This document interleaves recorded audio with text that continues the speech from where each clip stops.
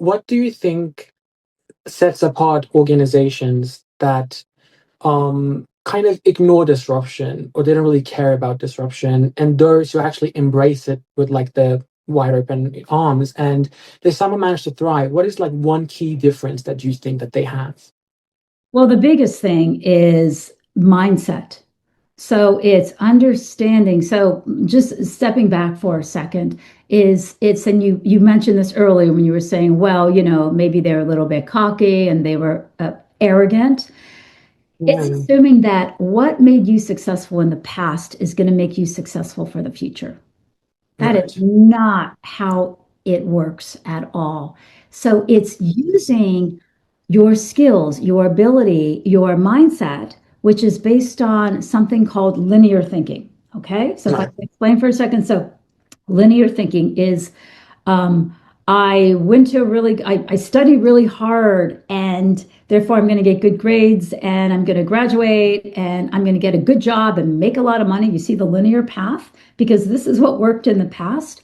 And then I'm going to get a great job and then I'm going to have this, this, and this. Or if you're an executive, I've been doing this for 20 years.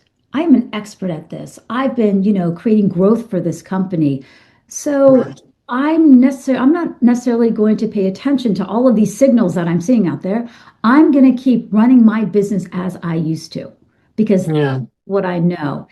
And I'm telling you, it's like a gentleman named David Rose, who was an angel investor in Silicon Valley, has a very famous quote, which is, um, what got you for the companies that were successful, and I'm paraphrasing, companies that were successful in the 20th century will no longer be successful going forward in the 21st. Right. They don't understand this, and if they don't disrupt themselves.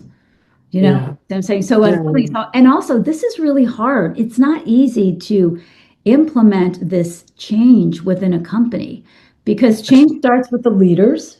And then Mhm. you can't, an example is you can't bring in an Uber executive into a very linear company that has been doing very well, profitable for years, and is starting to go on the decline.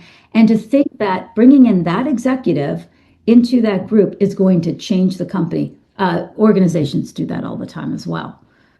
So it really starts with that DNA of that mindset of changing the culture, of changing how they're working, the innovation. I mean, there's so many facets and pieces on that.